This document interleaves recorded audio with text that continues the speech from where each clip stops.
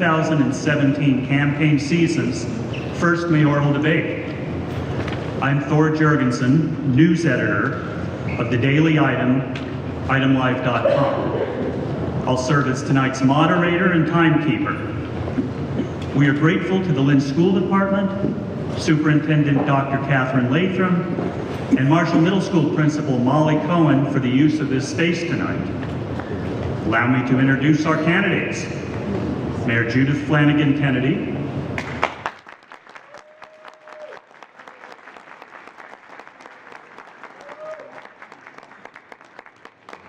and State Senator Thomas M. Mcgee.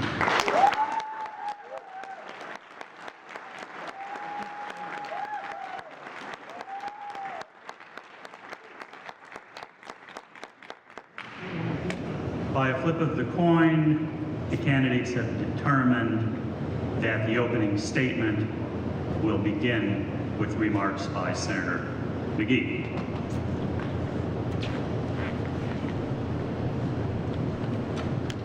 Thank you, Thor. Thank you all for being here tonight. Happy to be part of it. Thank you, Mayor, for being here tonight. We stand at a critical time in the city of Lynn. We have great opportunity, but we have not reached that potential that I really believe stands here for all of us in the city. If you look at what the city of Lynn has, we have, when you talk about great waterfront, a beautiful downtown with great opportunity for expanded arts and cultural opportunity and activity down there. One of the largest city-owned parks in the country. We have great neighborhoods filled with great people. But our real strength in the city is the people in the community that we live in. And looking at the opportunity that we have in this city for economic development, for future growth, to create schools that our children can be proud of, we can definitely do better. And I'm looking for the opportunity over the next 4 weeks as I continue to knock through the district, listen to people in the city, listen for your concerns, talk about what we can do better, or talk about a city that we can all believe in. It's an opportunity for all of us to look forward. We're looking at 400 years in 2029 of the city's history. We have a rich city where people were able to come to this city, find a job, own a home, raise their family, and have a good life. It's critical at this point, at this time, looking to where we are today, but just as importantly, where we are going to be tomorrow, building on that rich history, and making sure that those opportunities that we had, our parents had, that our children will have those opportunities as well. So I look forward to the questions tonight, I look forward to this debate, and I look forward to the next 4 weeks of continuing discussion in this community about how we can work together to build a better future for tomorrow. Thank you.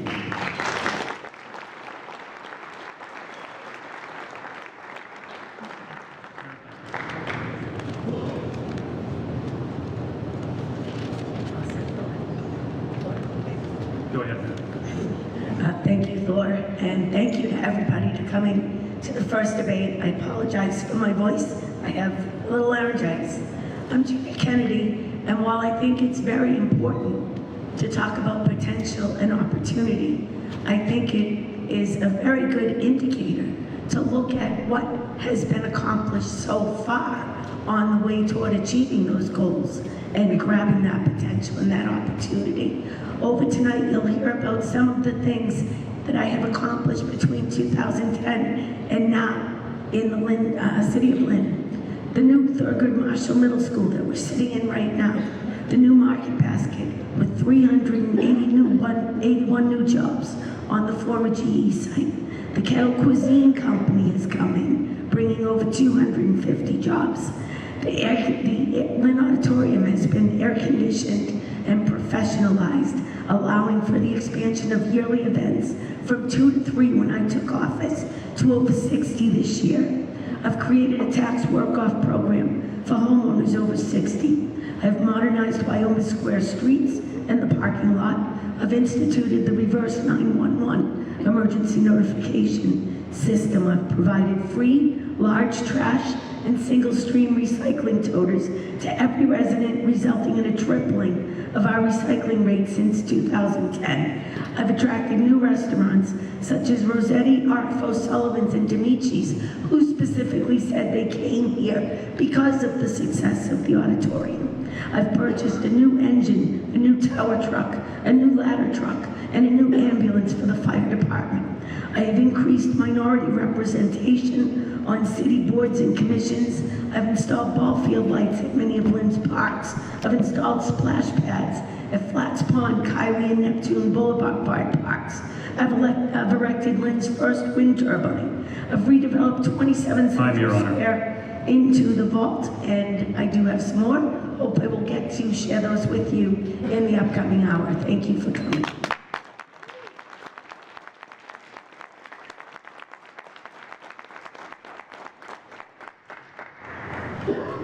We asked Daily Item and Item Live readers to send us questions to ask the candidates tonight, and narrowed their responses down to 4 questions. The first question will go initially to Senator Mcgee.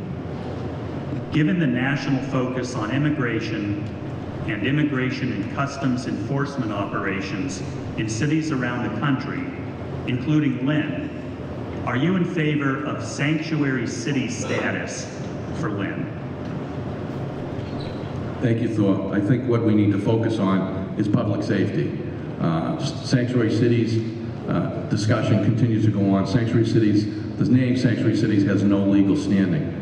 The important thing is working with the local police. I've talked to the present chief of police, the former chief of police, and other chiefs of police outside of the city of Lynn to find out what the right policy is. It's establishing the right policy to ensure that every citizen in the city of Lynn is safe, that every citizen in the city of Lynn feels comfortable making a call to the police when crimes are being committed.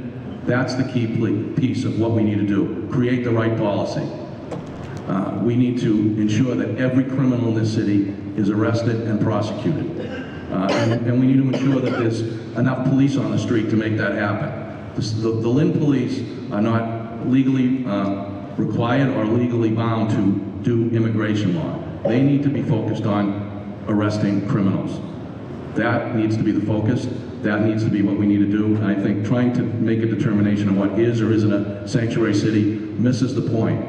It's creating a policy that impacts and makes safe everybody in this community so that those that are committing crimes in the community, those crimes are reported, they're arrested, they're prosecuted, and if necessary, deported if they're here, if they're undocumented. But it's about setting the correct policy up, and that is what's going to make this community safe. Ensuring that we have enough resources on the street, enough police on the street to do their job and focus on the crimes that are beginning to be committed in the community. That's the policy that I will focus on, working closely with the Lynn Police, with the Chief of Police to ensure that the policy we establish is what's going to keep this community safe.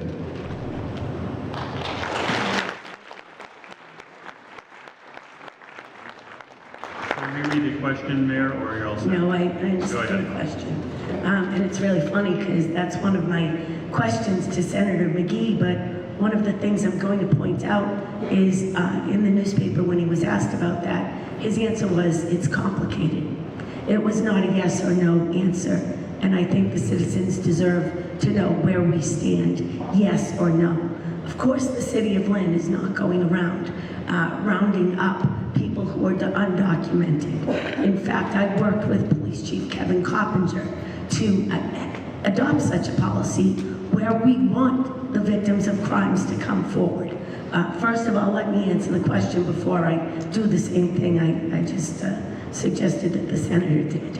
And I do not believe we should be a sanctuary city. Having said that, the rule of law is the rule of law. Federal law supersedes state law. State law supersedes the local law. I am not going to interfere with ICE or anybody at the federal level exercising their lawful federal authority. However, a few years ago, we had a rash of robberies of our Guatemalan residents. Everybody knew, or the criminals knew, that our Guatemalan residents who worked would get paid in cash, and they didn't have bank accounts. So they would be walking home from their jobs, and they'd be accosted, and the money would be taken from them. And the police on the streets heard about this going on. So what we did is we brought together the leaders of the Guatemalan community and the leaders of the police department and the leaders of City Hall and explained that what we want is to catch the bad guys. We made it clear to the members of that community that even though they were undocumented, we wanted them to come forward if they were a victim so that we could help to get the bad guys off the street. That policy is and has been in existence, and I see no reason to discontinue that. But as far as seeking sanctuary status as an attorney, I would absolutely say no.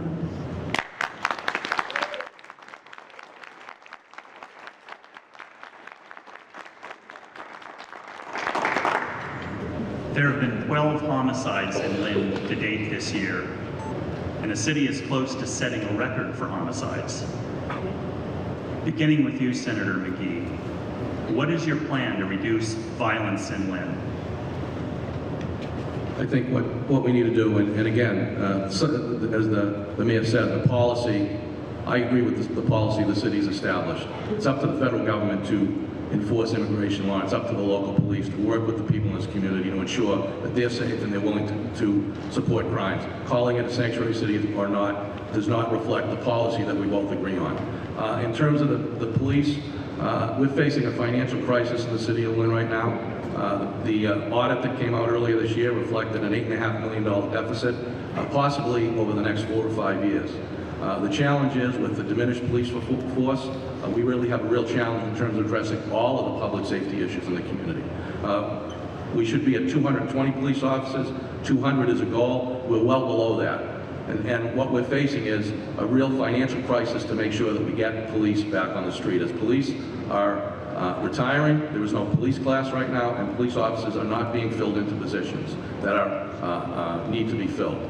So I think the first step is working to ensure that we have enough police on the street to do their job, bring back community policing, get police back in the schools. The success that we had in the 90s and into the 2000s was because we had the kind of police force that had bike patrols, community police, and we had the right resources on the street. Secondly, I think we need to go back to, and with support from the city, reinvigorate the community connection with Crime Watch in different neighborhoods in the city. The Goldfish Pond area is a perfect example of how they've worked hard to both enforce diminished crime in that area by working with the police and working with the city officials.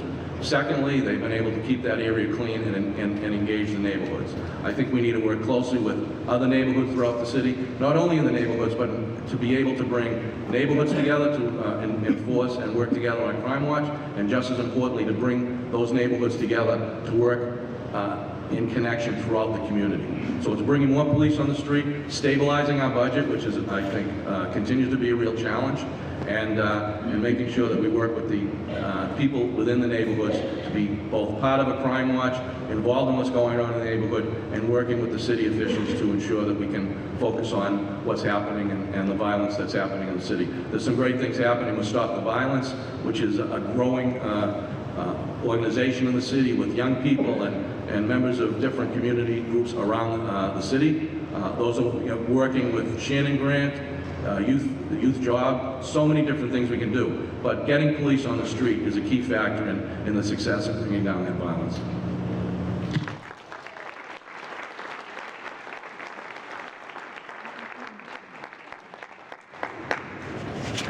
Thank you. I'd just like to remind the audience that back in 2009, the community policing had been discontinued.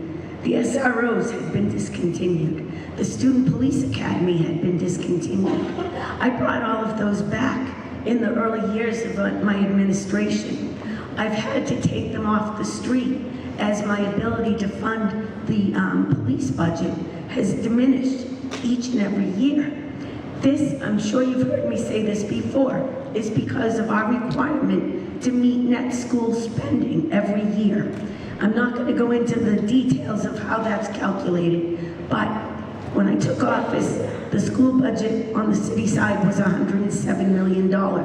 This year, it's $144 million. We can only raise our taxes at a rate of 2.5% a year, and with new growth added in. That's all the money we have to fund the budget.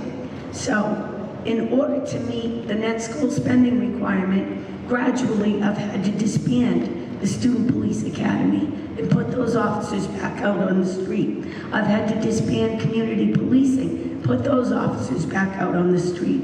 We still do have our SROs.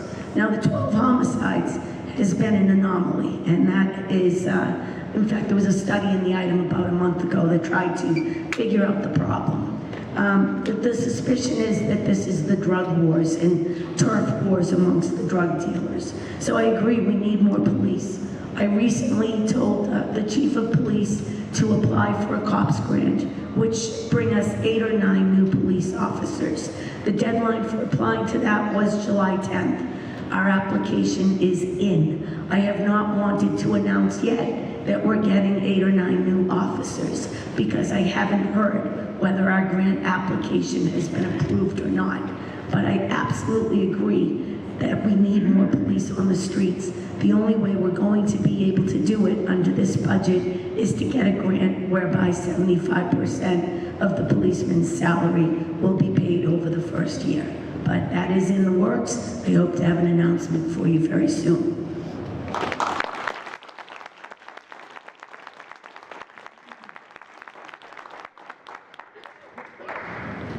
Voters rejected building 2 new middle schools last spring. What is your plan, beginning with you, Senator Mcgee, for addressing increased student enrollment and aging school buildings citywide? I think we need to reach back out to the School Building Assistance Authority and work with them closely to see how we can move the city school building forward. And I think we need to have an honest and open discussion with the citizens in the community to, one, address the need, whether it be at the Aborn School, Tracy School, or the Pickering School. Those schools are not fit for students to be going into and learning. They don't have the 21st century facilities that this facility at Marshall School reflects. We need to have an honest and open discussion about the value for the community, not only for the students who are going to be in those schools, the parents who will be sending them, their children to those schools, but more importantly, the value to the community about why building new schools is an important investment that we need to make for our future. It impacts the value for the whole community. And I'm not just talking about the value in terms of your homes, I'm talking about the value of how we view what our community is all about. The surrounding communities have found a way, Saugus, Swampscott, Melrose, have found a way to fund new schools, recognizing the importance of those new schools, and I've seen that and I've been a part of that discussion. What we need to do is take the really large vote against the last school, find out why that vote went down, and then work with the community in many public discussions and meetings to find out why it was opposed, why we need new schools, and what are the suggestions and ideas from people in this city about how we can move that agenda forward. It's imperative that we build new schools for the city. The kids need it, this community needs it, and we need to really add the value. If we want to look at Lynn as a place where people want to come and work, raise their families, we need to have the kind of schools that we can be proud of. And again, it's a challenge with the financial situation we're in, but I really believe if we have a real and honest discussion and follow the concerns that people voiced throughout that intense discussion earlier this year. We need to get past the divisiveness of that election, bring people together, and try and build a consensus to get to years, to not only build a new Pickering school, but to put a plan in place so we can identify what is our capital plan moving forward. Not just one school, but how do we address the numerous schools in the city that need those investments to create a 21st century learning environment for the students in the city of Lynn.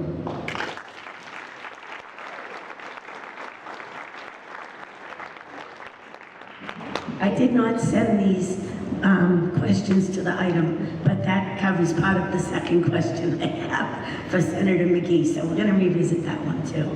In any event, I think the biggest reason why the Pickering school vote went down was because of, first, the sheer size of the project that we were going to have to undertake. We went to the Mass School Building Authority seeking to replace the Pickering Middle School, which is supposed to hold about 750 students. When the mass school, and that school, that one new school, would have cost us $75 to $80 million. We could have absorbed that one school into the city's current budget, into the debt service line of the budget, and done so. Would have been a little tight, but we would have been able to make it happen because other debt is retiring in the city. However, when the Mass School Building Authority did their analysis, they said that our school population had increased so much, it went up that we were going to have to build a facility for 1,660 students. That would have given us the largest middle school in the Commonwealth of Massachusetts. So they suggested, and we ultimately agreed on, a two-school solution. Renovation of Pickering was absolutely out of the question. We would have to guarantee that to the MSBA, the Mass School Building Authority, that we were going to keep that building serviceable for 50 years. If anybody's seen the inside of that building, that's absolutely impossible to guarantee. So here we were having to construct two new middle schools. One of them had to be in the core of the city, where all the new middle school age students were going to be in a few years. So that was down by Commercial Street. That was easy. That's where we put the 1,008 student school. The harder part was building a second school. We didn't want to bus children across the city. Adding the second school ballooned the cost to $200 million. No way we could handle that within the city's budget. We had to go out for a debt exclusion vote. And while there were a lot of issues that affected the negative school vote outcome, I believe the biggest one is people didn't want to pay those taxes. And that's why I rejected the meals tax earlier this year. I think people wanted us to live within our means. Unfortunately, that creates a little bit of a conundrum, because if we want to abandon the Mass School Building Authority and their directives and do this on our own, we're not getting any reimbursement for that school, meaning we'd have to come up, if we only wanted to build the one school, and say to the Mass School Building Authority, sorry, we don't need your help, and we can't take your directive to build two. We'd have to come up with that $70 or $80 million on our own, and that is absolutely impossible in the current situation.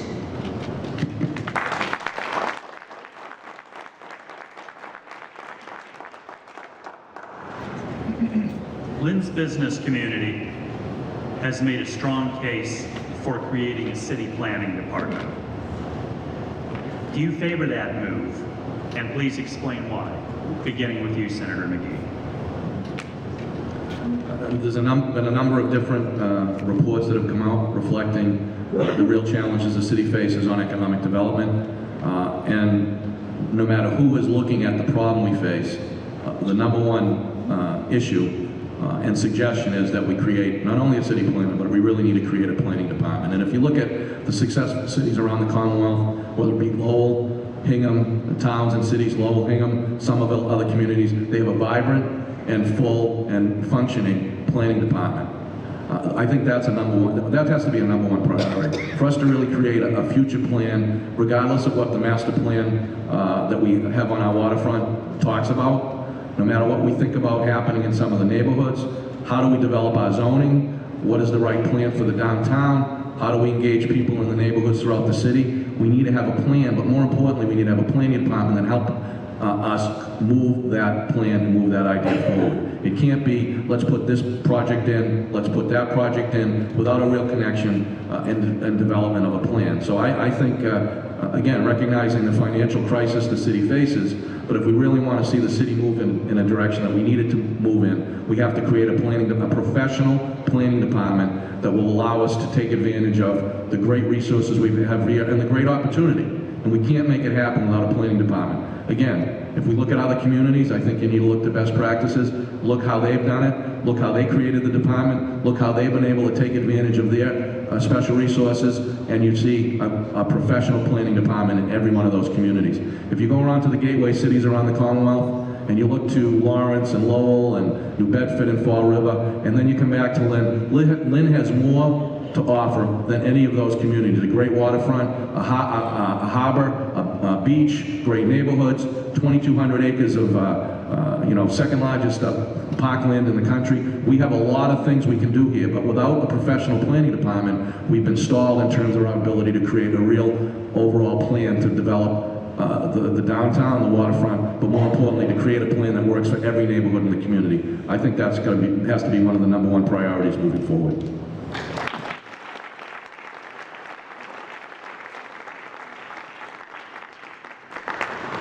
The second part of that question was how would you pay for it? So I'm going to answer quickly and then return the mic to Senator Mcgee so he can expand on his answer. We have not had a planning department in the city since the late 1980s, when the planning department was disbanded and was folded into the building department, later becoming the inspectional services department. Earlier this spring, I heeded the calls for the city to look into hiring a planner. I found money. This is not city budget money. Half of the planner's salary was going to be paid for out of federal community development money. Half of it was going to be paid out of economic development money. We solicited resumes. We could not find somebody who would be able to do that job in a vacuum. So we set the idea aside until money could be freed up in the budget to create a real viable planning department. That money is not in the budget right now with the increasing school enrollment. So, Senator, how would you pay for it? You're welcome to answer. Is that part of the format? I mean, It's not, added. but I'll leave you the option. Well, I'm ceding my time, so there is time. I'll make two comments. One, we have to figure out clearly what the budget looks like, and I will urge that we do a complete and full audit to understand where the budget is and how we stabilize our budget. Secondly, if you look at, we haven't done it since the late 80s, and the proof is in the pudding in terms of the ability to have real development when every other community is having those development happen. So we need to find a way to fund it, and we need to do it in a way that's going to allow us to develop this community and get the resources and the tax dollars in to help us pay for the things we need to pay for and the services that the citizens of this community expect and deserve.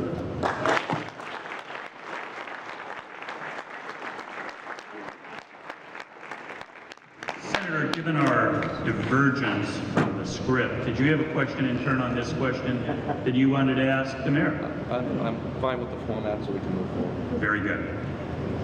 The second half of our debate will be divided into 4 segments, with each candidate alternately discussing an issue. We'll then allow their opponent to offer rebuttal and then give the candidate initially discussing the issue a chance for the final word. That sounds very complicated now that I've said it. But having said that, the candidates, I believe, understand it, and we will begin with Senator Mcgee. It's your issue, Senator.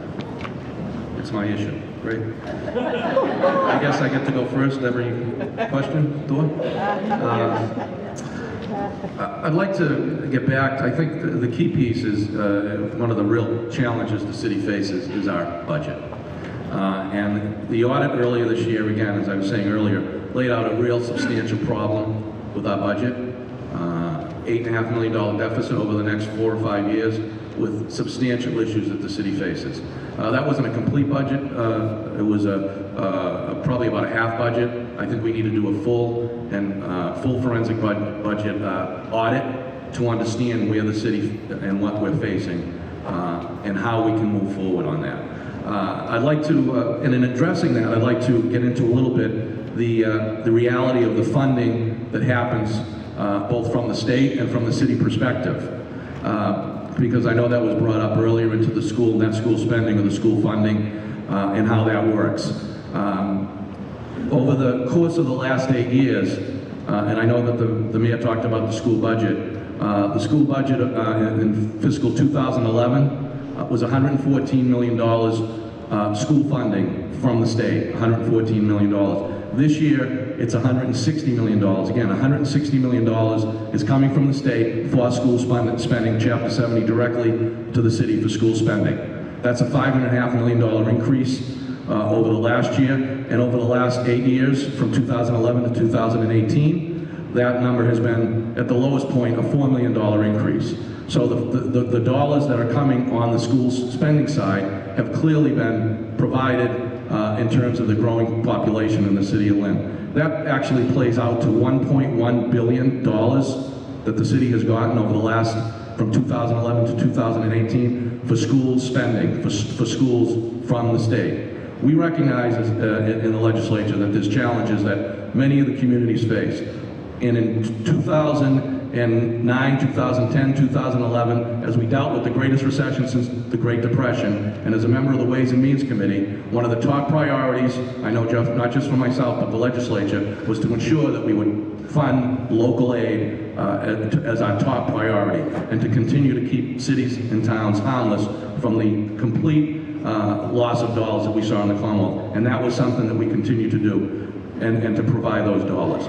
So we are sending those dollars. And in addition, based on, and I'm supportive of the foundation budget report that came out that reflected a $2 billion increase in terms of school spending, in terms of what we need. Not only have I signed on to that legislation to provide that, I supported a budget this year recognizing not only are the dollars coming, recognizing we're challenged, but more importantly, the Budget Foundation report has suggested that $2 billion across the board needs to be increased into school spending. I totally and wholeheartedly support that. In addition, we have consistently gotten what's called unencumbered dollars. This year it's $23 million, a $1 million increase from last year. Over the last 8 years, it's $168 million on top of the Chapter 70 dollars.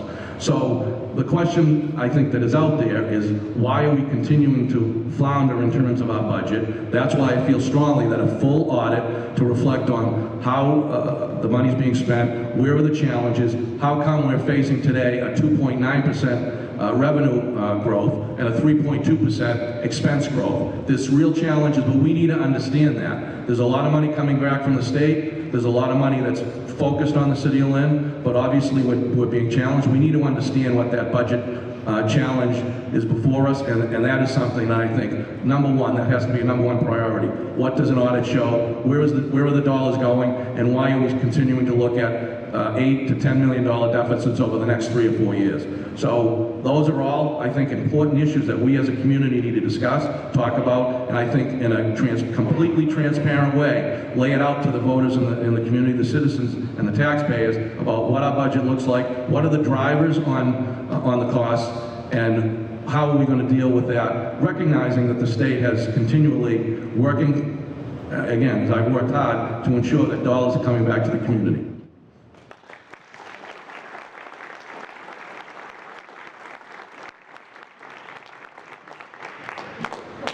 I have a number of points. First of all, every year that the school aid number has increased, the local aid number has decreased.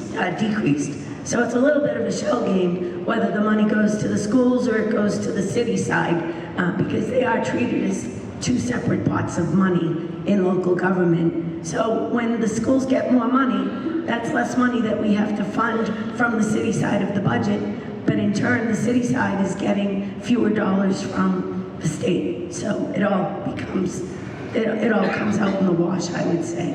With regard to the audit that the senator keeps referring to, this was done by a Philadelphia firm earlier this year, and it was the most ridiculous piece of paper I've ever seen.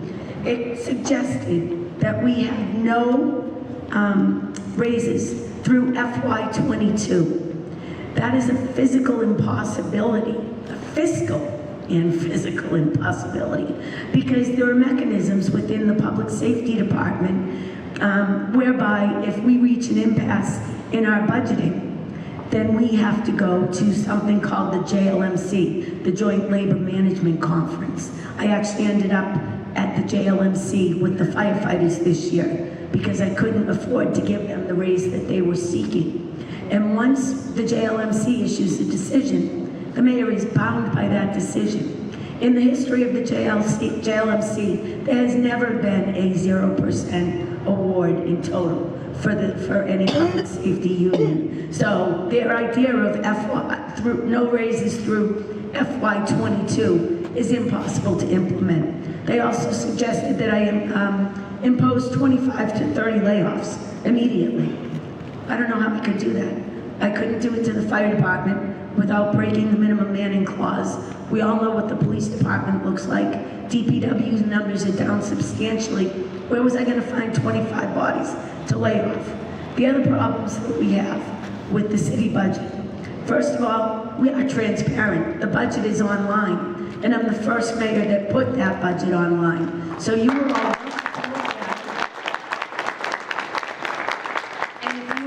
questions about any particular line items, call my office. You will get a call back, and I will explain each and every line item to you, because I go through those. Second issue that we have is health insurance.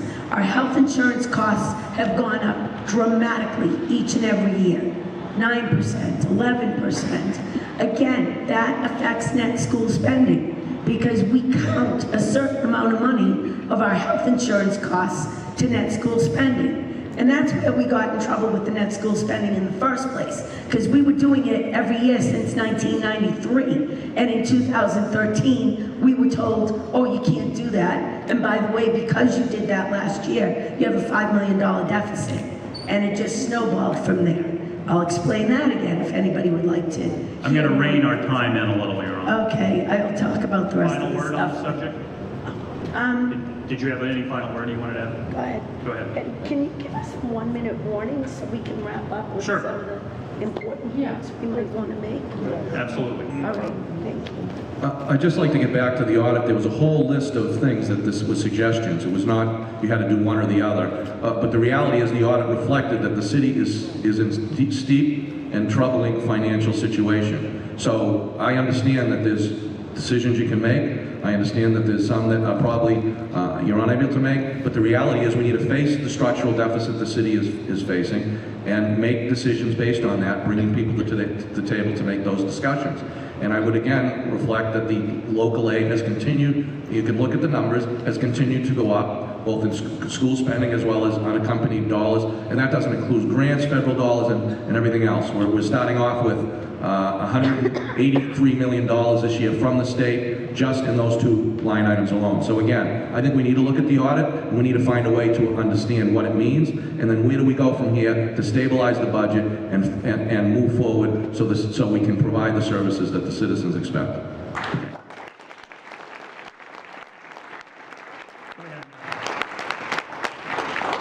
What's that?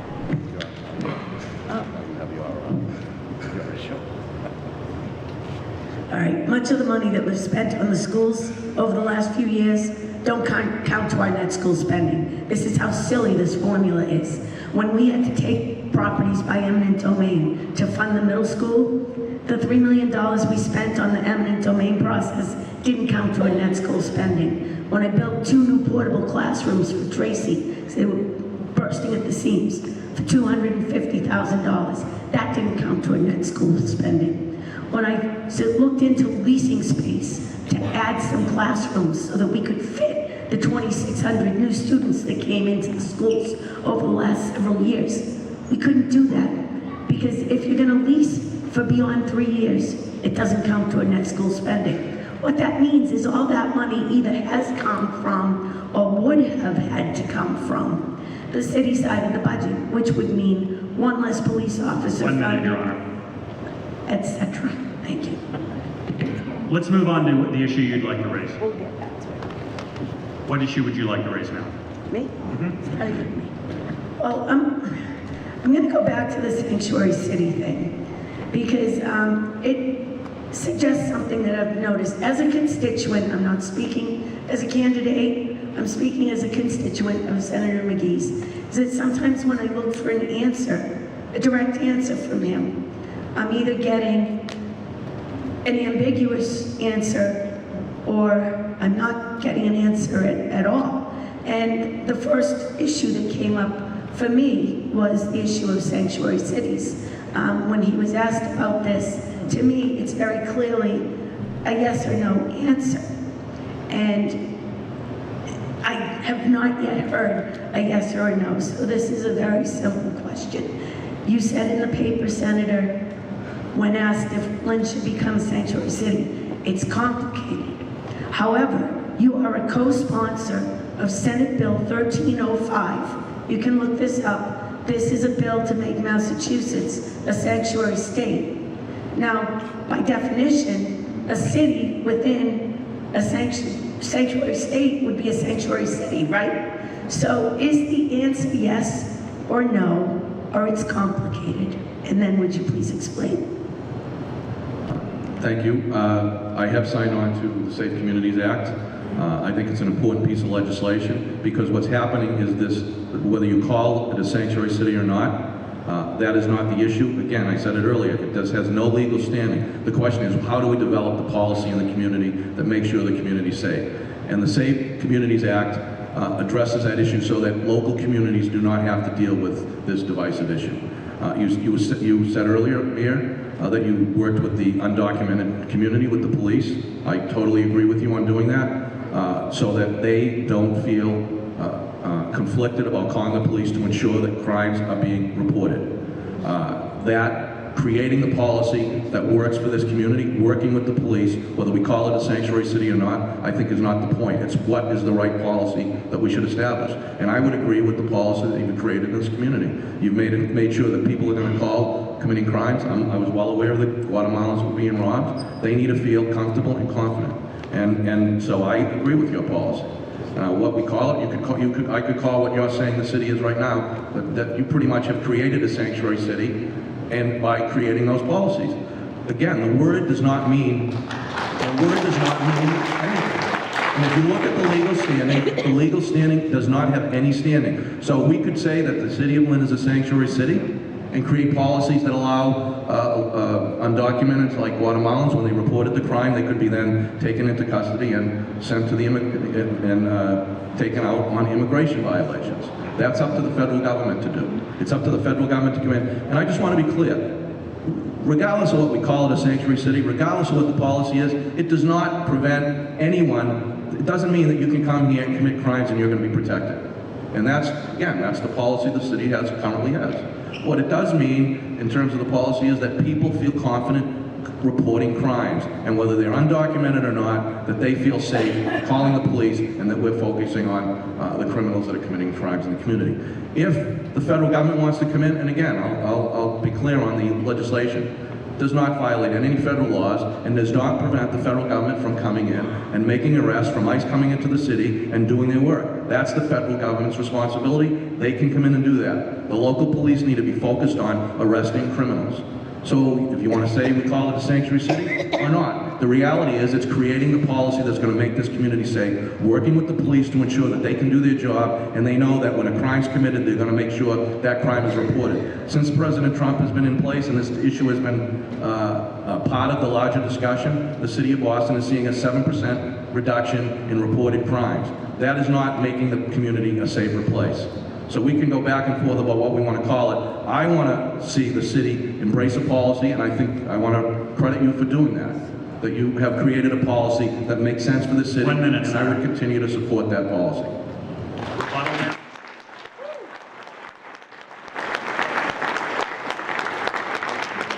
I would just disagree with the assessment that I've created a sanctuary city. In fact, we had a vote on the school committee several months ago about having schools being a safe haven for the students within the schools.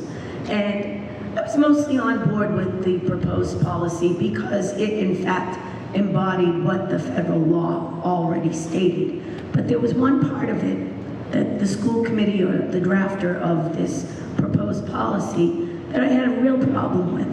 And that was that we were going to make a federal agent stand out in the schoolyard while the school committee attorney was called, while the superintendent was called, while the chief of police was called. And then, and only then, when everybody showed up, would they be allowed to come into the school. That is not being respectful to federal law enforcement. And with a little bit of doing, I was able to get that removed from that policy that was proposed. So I don't know what your definition of sanctuary city is, but I'm not going to be doing anything that is going to interfere with the federal government authorities' right to do their job. It's here in Massachusetts or here in Lynn.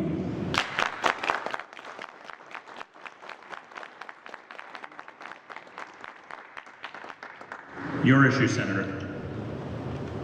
So can format it seems to be. We're on the second of your two issues.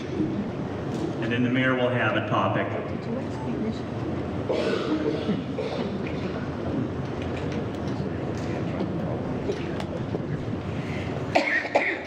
What I'd like to talk about is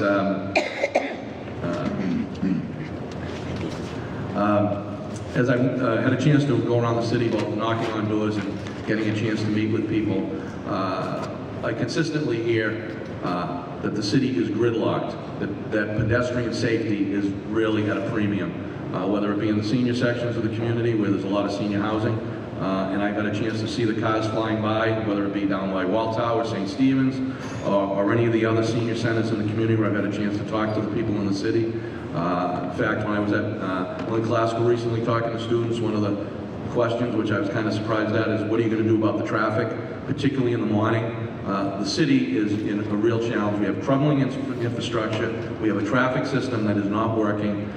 There's real challenges that we face as a community. And it's interesting that people more and more are bringing that up. And it's throughout the city. It's whether or not people are going through neighborhoods that weren't necessarily main thoroughfares up in Ward 1 that are now drawing traffic at all hours of the day, particularly at rush hour, but all hours of the day. And the reality that the city is not safe and that the pedestrian people moving around the city, the pedestrians, are really challenged by getting anywhere in the city in a safe manner. We have 9 of the top 20 most dangerous intersections in the Commonwealth. We have 68 of the most dangerous intersections, and that includes pedestrians, out of 939 in the Commonwealth. The city of Lynn is struggling in terms of our ability to create a traffic plan that works, but more importantly, to address the crumbling infrastructure and the real unsafe conditions throughout the city. I hear that wherever I go. People are talking about it in whatever neighborhood we're in. In addition, there's really no real access at all for those that want to be on bikes. It's changing in other communities. Lynn is really a place where you wouldn't want to be on a street riding a bike. And I think what has not happened is that there is not only from the Chapter 90 dollars, which is Chapter 90 is money that comes back to the cities and towns. The state borrows money, and then we give to cities and towns a percentage of that out of $200 million.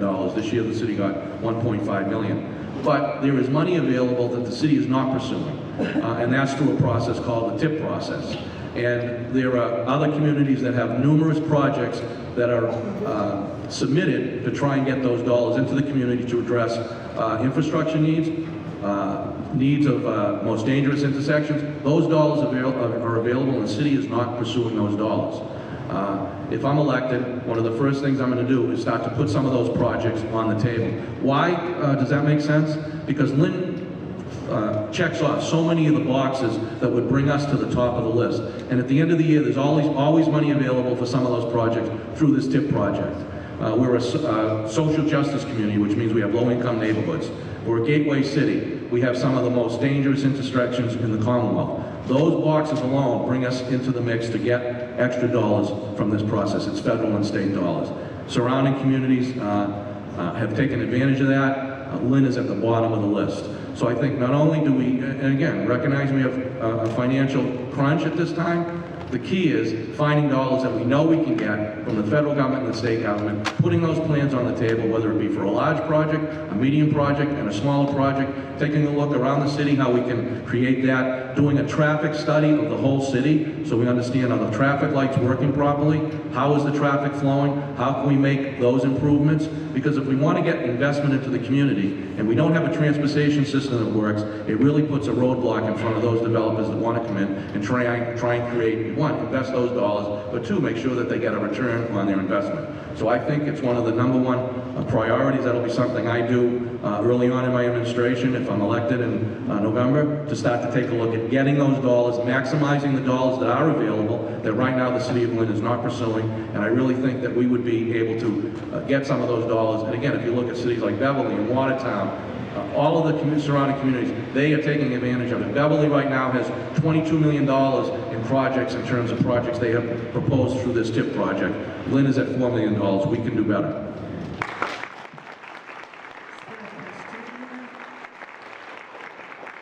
I think that was supposed to be a question to me. So I'm going to create a question out of that and say, What have I done? This is your opportunity for rebuttal on this, Mayor. But there was supposed to be a question. I don't think so. According to my thing, each candidate will be allowed to ask his or her opponent 2 questions with a freely structured 6-minute reply and rebuttal period. You're each allowed to bring up 2 issues. So the senator's brought up transportation as his second issue, Okay. and you can offer rebuttal to that. And then you'll have the final. Sure, we've done plenty of work on the infrastructure in the city of Lynn. All you have to do is go through Wyoming Square. In my first couple of years, we did the Flax Pond portion from the intersection of Chestnut Street and Boston Street down to the parking lot. The second segment of it was the biggest segment of it, and that was reconfiguring Wyoming Square, taking away some parking spaces, putting in turning lanes, changing the timing of the lights, and so forth. The third phase of this is now going to be going over to Great Woods Road, which is going to improve that stretch of the roadway of Route 129 as well. You can look at what just opened this past, right around Memorial Day weekend, shortly after that, and that's the Federal Street Rotary. That was a $2 million investment in that rotary. That went from an E-level intersection, which is almost like school grades, A, B, C, D, E, terrible, gridlock at multiple times of the day.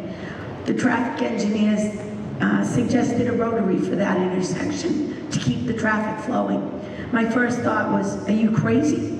And then they started to explain it to me, and how there would be pedestrian refuges, because we knew once that market basket opened, there would be plenty of people walking over from Caggiano Plaza, walking over or taking a cab from St. Mary's Plaza. So we created that. That's a $2 million difference in the way our traffic flows up and down Route 107. I also commissioned a Route 1, well, I didn't commission the Route 107 traffic study, but I participated in it. It was conducted by the state. We're also completing a huge infrastructure change over by the YMCA. They're building a new YMCA, and we thought the best place to put it is in front of where the old current YMCA is, so that they can keep offering their services to the community while still building their new structure. So they're applied for and received a Mass Works grant.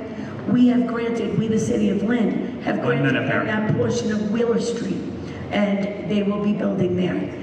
Now, the last thing I want to say is this, the bikes and everything that Senator Mcgee is referring to is a program called Complete Streets. Sometimes I don't like the names of these things, because if I don't like it, it suggests that I'm for incomplete streets or something. But in order to have a complete street, you're supposed to have a bike lane on every street. Now, if we were building a new community, I think that would be great. But Lynn is an extremely old and narrow-streeted community, and I think there are some streets where the bikes just aren't appropriate to be out on the street. So there are places where, yeah, I'd love to see increased bike routes. Right along Broad Street would be great. Perfectly wide street, room for everything. Market Street, no problem. Exchange Street, Monroe Street, I do have a little bit of problem with that. Time, Your Honor. Okay, thank you. Final word, Senator? Thank you. I know that project you're talking about from Wyoming Square to up to Great Woods has been going on for years. I think it's on the 2020 tip. The reality is that the whole stretch of Western Avenue has at least 5 most dangerous intersections. And the work that was done, which I credit the work that was done at the circle there, that was done with private dollars to create an entranceway for the new project that's there. The reality is that Lynn is facing, if you go throughout the city, whether it be Boston Street, Central Square, people drive the city is in trouble. We have numerous most dangerous intersections, as well as infrastructure needs.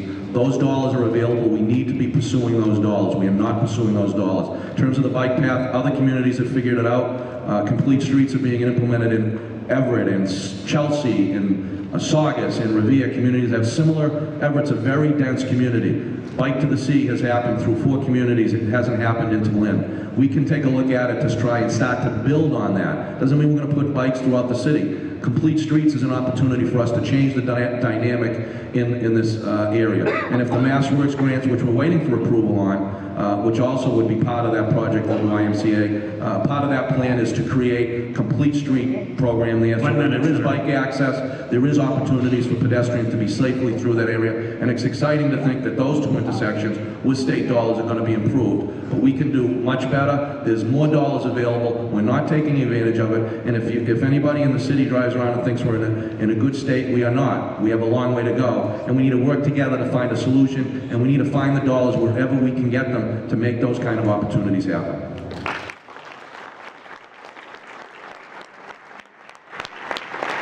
Final issue is yours to bring up, Mayor.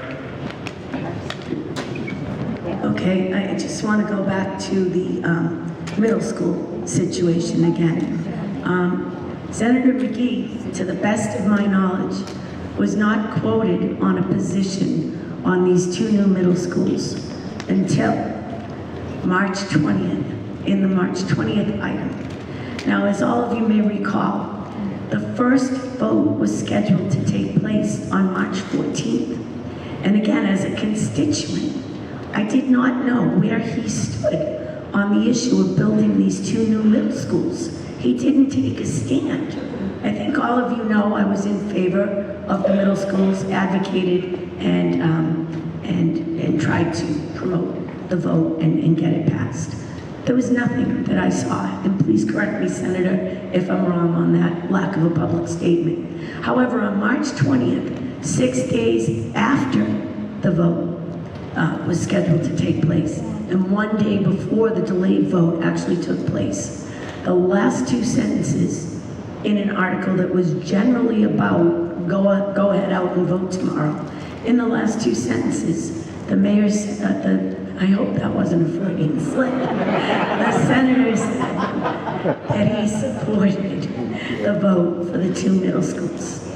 So given that you do support the idea of building the two new middle schools, would you flesh out that idea a little bit? Tell us what locations you might consider. Tell us whether you would pursue some kind of a renovation or addition to Pickering, whether you would want to keep the idea of the urban core school, whether you would consider busing students to different locations, and so forth. And I would appreciate it. Thank you. Thank you, and I did support the schools publicly throughout the process. And people that know me know that I supported the schools. The question is what are the locations? And we need to work with the school building assistants to figure out some opportunities for locations. Obviously the community, and I heard from a lot of people that voted no, felt there wasn't enough information related to it, and we can agree or disagree whether that was true, but people felt there wasn't enough information. They didn't feel the public process worked to explain all of the opportunities. I think I think one, the public discussion. I was here at the Marshall Middle School when the meeting was held here. It was a pretty contentious meeting. There were a lot of good people that had a lot of questions that I don't believe were answered. There was a lot of challenges throughout that process. What we need to do is look at other communities. Marblehead rehabbed and rebuilt their high school to make it a state-of-the-art middle school. Other communities have done that. Saugus, who I never would have believed was going to make an investment, not only did they build a high school, they went back to the School Building Assistance Authority, said, can we work with you to build a high school in the middle school? Working with the School Building Assistance Authority, they were able to do that, take a middle school and put it on the high school site. They are now building a high school and middle school. Not only that, they were able to convince the people in the town of Saugus to come up with $20 million of their own money, not with School Building Assistance money, to also invest in an elementary school for that community. One, it's talking to the citizens in the city, explaining why we need to do it, listening to their points and perspectives on how we can do it and what are the sites that maybe will make sense, but more importantly, looking at all options, thinking outside the box on all opportunities, looking at the community to see what they were able to do to find solutions to limited land like Lynn has. So there's a lot of things we need to do together. And I would just say that the real frustrating part of that whole discussion and debate and election was not where you stood on the schools, whether you were pro or con, was that it really divided this community. We need to come back together and talk about why this is important and talk in a frank and open way about how we can move forward together and look at all kinds of ideas. Ask people in the community, what do you think? What sites do you think would be important? How can we find common ground to build these schools we all know we need to build. So I don't have the answer to what site would work, but I do think we can look at numerous alternatives. We can revisit the Pickering site. There is definitely a lot of land there. Do we rebuild or build an expansion there and rebuild that? That's a question for the SBA. Other communities have done it. So I think we need to look to what other communities have been able to do and find a way for us to come to yes together and try and do it in a way that doesn't divide this community. I think most of the people in the city agree we need to build new schools for our students. The question is, how do we do it, and how do we do it and build a consensus to make it happen? It's not going to be easy. We may not all agree, but I think if we're at the table having a real discussion about what we need to do, what options are out there, and completely vet those options over and over again, not in just 1 or 2 meetings, so that we can really flesh out what may be a solution that everyone in this community can support. It won't be easy, and we may not agree on the direction that it's going to go, but we need to find a way to get to yes together. The city really depends on us finding a way to build new schools for this community.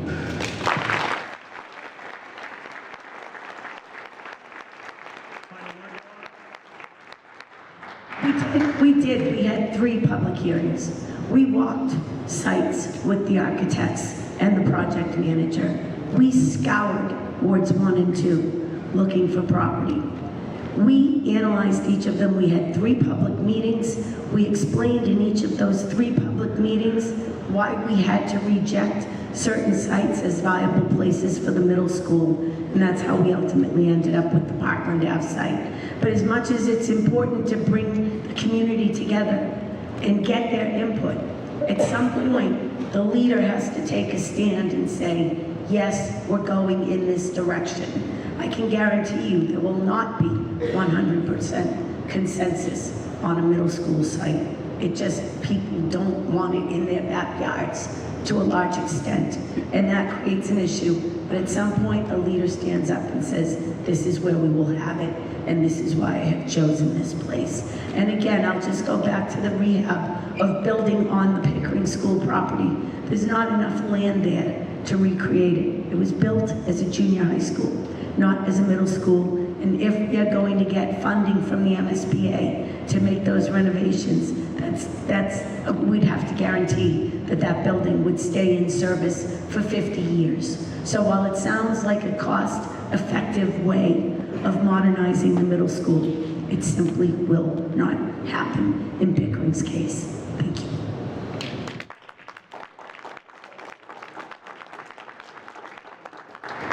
We've reached the time for closing statements. Senator Mcgee will begin with you. 2-minute closing, if you will. Thank you. I want to thank everyone for being here tonight. I want to thank the Lynn for putting on this debate. Thor, I want to thank you for moderating tonight. I want to thank my family, my supporters, and everyone that's here, as well as we see that it's being taped. I assume that the rest of the community will get a chance to see this debate. Over the next 4 weeks, we have an opportunity to focus on the issues, and you've heard many of them tonight, on the issues that are really important to both for today and for tomorrow, for us and for our children and for our families. I would urge all of you to continue to be part of this discussion, to get involved in this campaign, to make sure that not only do you see what the candidates are talking about, but more importantly, how you can be engaged and vote in this election. If you look at local elections have consistently been low turnouts. The things that make a difference in our lives, that directly impact our lives, is what happens on the local election. Whether it be for council at large, for mayor, for school committee, this election is important. It's important for the leadership we're going to need moving forward for the city. I ask that you be involved in this, that you listen to what the issues are, that you have your voice heard, and then November 7th you get out and vote. And I ask that on November 7th you give me a vote so that I can be the next mayor for the city of Lynn and work to make sure that Lynn can reach its great potential. Thank you for being here tonight.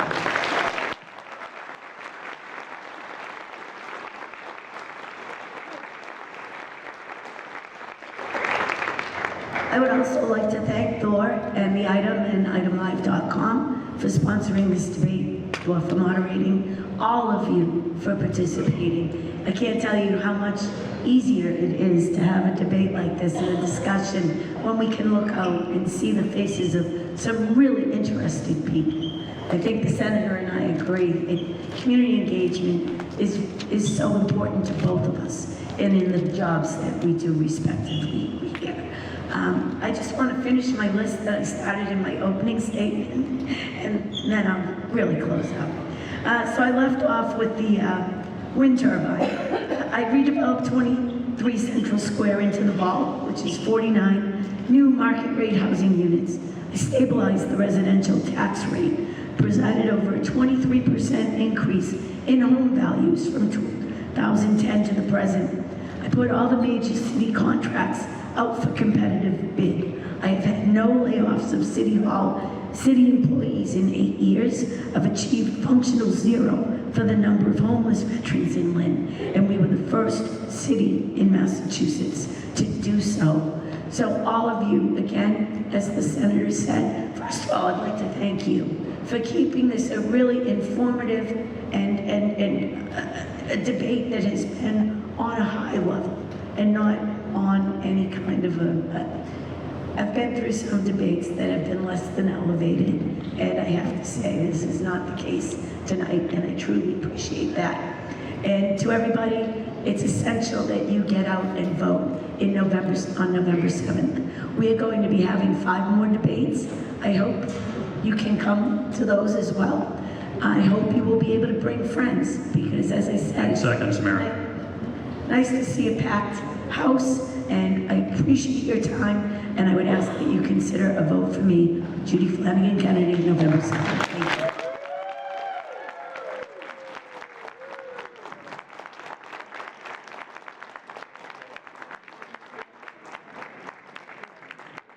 I'd like to thank Mayor Judith Flanagan Kennedy and State Senator Tom Mcgee for an enlightening and engaging evening. Again, I would like to thank Lynn Schools for opening Marshall this evening. Please remember to vote on November 7th and read the daily item at itemlive.com. Good night.